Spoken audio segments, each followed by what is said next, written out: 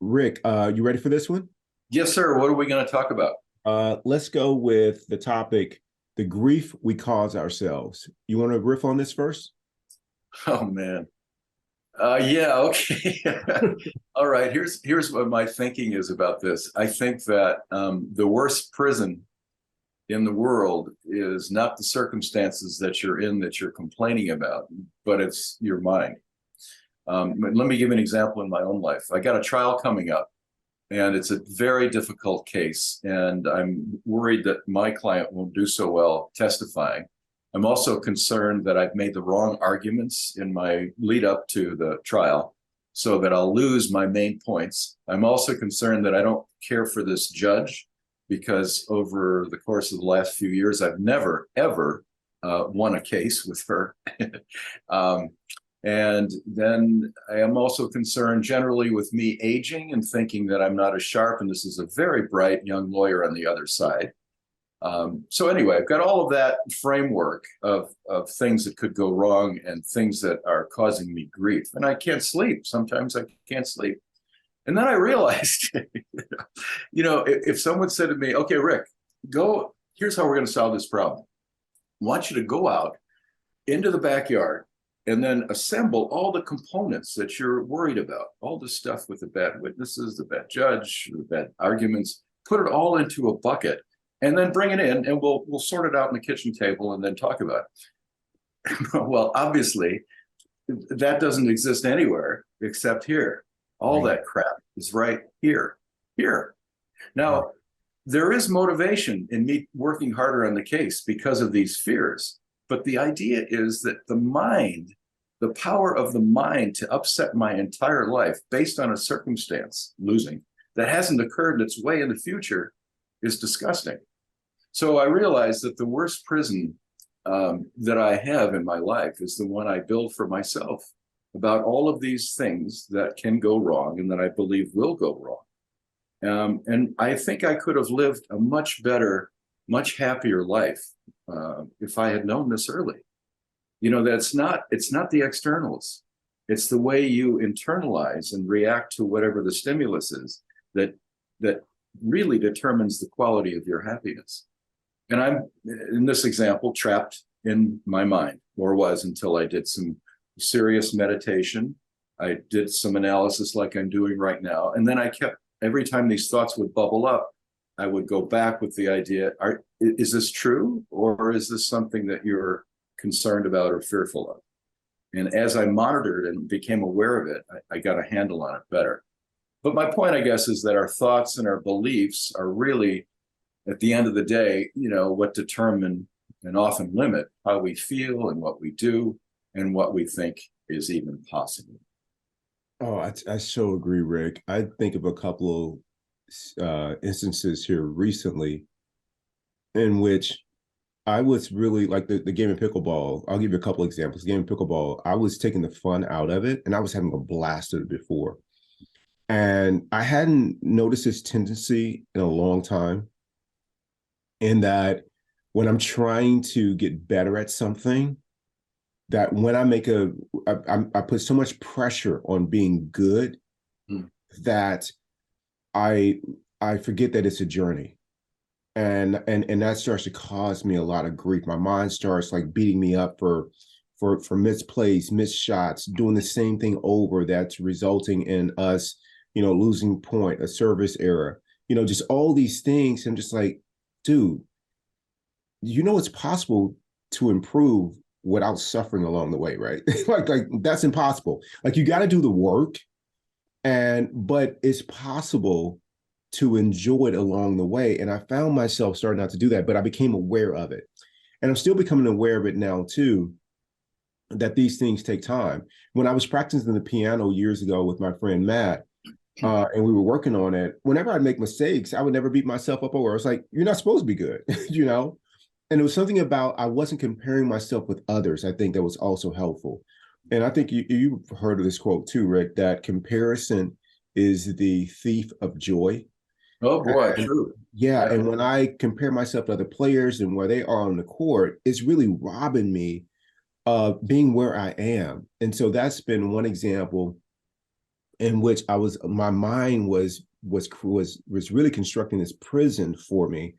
And inside of it, not only was I trapped in it, but out of arm's reach because of this limitation was my access to joy. Mm. And so Well said. now I'm consciously right now when I go to the pickleball court, I'm saying to myself, have fun.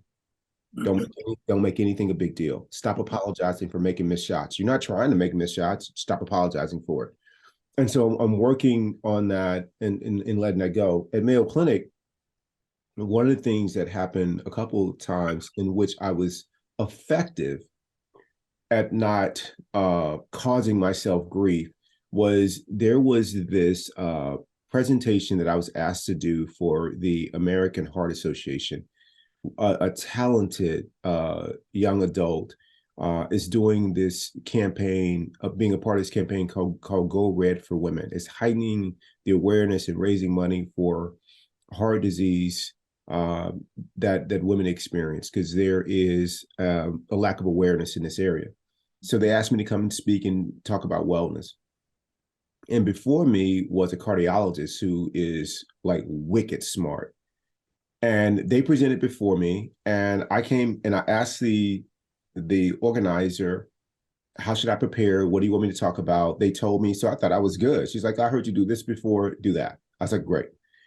So the cardiologist went before me and she killed it. She crushed it. And so as she's going through it, and I'm conscious that when oftentimes there's a theme, right? And so my theme is not really women oriented, and this is what this is what this whole event is about. So I'm thinking in my mind, when there's a break about how I can pivot my talk in a way to where, because I don't have time to change any slide deck, I don't have time to change any pictures, anything like that. I have no time for that. This is what we're rolling with. And I remember sitting there like, how do I do this? And with a moment's notice.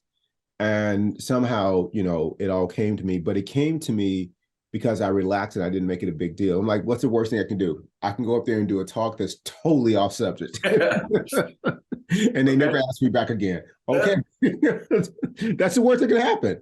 Right. So, but I didn't cause myself any grief by comparing myself to the other or going with like, man, why did he let me see the slide deck of what the speaker that preceded me was going to talk about so I would know how to do mine? Or like, I should have known to do that. I didn't do any of that. Now moving forward, I'll say, hey, listen, what is the speaker who's preceding me talking about? So I have an idea. But I know that moving forward, but I didn't beat myself up over this. And then most recently, I had to do be a part of a presentation to supervisors at Mayo Clinic, and I didn't know that we did a dry run the day before, and a dry run for me in the past has been okay. You kind of walk through, you talk through, and stuff like this, but you don't actually do like the game day, right? You don't actually perform. Well, they performed. so, so everybody else performed, and I wasn't ready for that. So all I kept saying was, "Thank goodness it's a dry run." And so it's our newly appointed chief administrative officer. So it was the second time I've done. Was the first time I've been a part of one of her meetings, and hers is scripted, is incredibly polished, the whole 9 yards. And so coming in after the dry run, anyway, I didn't beat myself up over. I was like, well, it wasn't your best look, but okay. You didn't know. Now you know. And I keep saying to myself, like, now you know. And so the next day came in, I wrote some notes up and stuff like that. And I got some really positive feedback on it. But the point I'm making is that I have really learned how to let a lot of things go. And but I'm not there yet. Mhm. And the reason I know I'm not there yet, because something else comes up and it touches my stuff, it makes me aware. And as we said off camera, the good news is if there's something that you're working on, i.e., yourself, Yeah. there's going to be always a lot of opportunities for you to practice. And pickleball is one of those, and there's others too. And I really appreciate all the people around me that I can be completely vulnerable with so that I don't create grief for myself, so I don't lock myself in this prison. For example, I am very close to achieving the next academic rank at Mayo Clinic, and it's for publications and peer review and stuff like that. And Hey, so, congratulations, man. oh, That's fantastic. That's news. thank you, Rick. And one of That's the great, people, man. thank you. One of the people that's been instrumental is my friend John DeCuna, and you know John. He came up to your house, and we had a great time in Sedona. Went for a hike. We Well, did. John, man, John has like this CV is like, I looked at his CV. I said, hey, can you send me your CV? Because I got a question. He sent me the CV. He's like, yeah, he sent it to me. I was like, Rick, it's impressive. I mean, like over 100 publications, over 100. I mean, like maybe it's 150. It's so impressive. And Well, it's and he's a kind man with compassion for others and is seriously, seriously committed to the health and welfare of other people absolutely, in his life. That's a very impressive it guy. is, right? I mean, that's even more impressive is he's this kind of person with this kind of like career that he's had and all these achievements. So I was asking him, like, I need to take a look at your CV and how do I write this and how do I do this? He couldn't be nicer, Rick. Couldn't be kinder to me. And but I have those kind of friends in my life to where I can totally be vulnerable and not know how to do something. And they give me the grace and space to show up vulnerable. And then they help me too. It's beautiful. I feel so blessed, so fortunate that I have these kind of individuals in my life because without it, it would be very hard for me to be vulnerable. And when you're not vulnerable, that also creates a prison for you, doesn't it? I mean, don't you think, Rick? I certainly do, because when we're not vulnerable, what that means is that we're putting forth into the world something that's not ourselves, that's not our true authentic self. So when people react to your mask, they're friends with the mask, not you. Right. Whereas if you start out by skipping the mask, if you can do that, that's hard.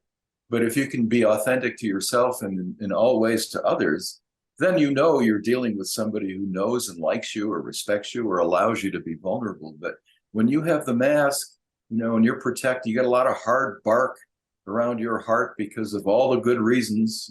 People hurt me before, I've been betrayed, the whole list of, human misery. Whatever the reason is, it's not good enough, because vulnerability gives you that opportunity to be authentic. And it also resonates with the other person, because the other person also wants to be authentic, but is worried about or trying to use, often has a mask. We get Right. rid of the mask, it's a hell of a lot more real. And I think it's a trap to deal with that mask all the time, because you don't know at the end of the day what you've got. You've just put out into the world something that's utterly false, or at least a little bit misrepresentation of who you really are. So that's a prison in itself as well. Yeah, for sure. Well, Rick, thanks so much, man. And thank you for being open and sharing about, the trial and the case and just all of that, negativity that the mind has created. And I love you. I love you, Rick. I love you too, Keith. And we have to keep working on it, because as soon as this video clicks off, I'll go back to worrying about it again. Yeah, yeah, can't wait to start. Me too. I got I got pickleball today, so I'll have some more practice. the main thing that we're being light about this, but the main thing is these things don't go away overnight. The techniques that you use to get rid of them are things that we have to be mindful of and continually apply. It's not like a cure. That's why it's called a practice. It's going to keep coming up. It's always going to keep coming up, whatever it is. The judgments about others, the judgments about ourselves, feelings of inadequacy, trying to look good, feel like other people are more important than we are. All of that, whatever it is that runs you, always is coming up, always. And so when I say this thing's going to click off and I'm going to go back to suffering about my upcoming trial, it's true. But I also know at the same time that I have tools to stop it, or I at least can be mindful of it. And in my best days, let it go. And that's what we have to do with the practice. Let it go. First, let it be, monitor it, and then let it go. Absolutely. Love it, Rick. Love it. I love you. I love you. Take care, buddy. Take care, Rick.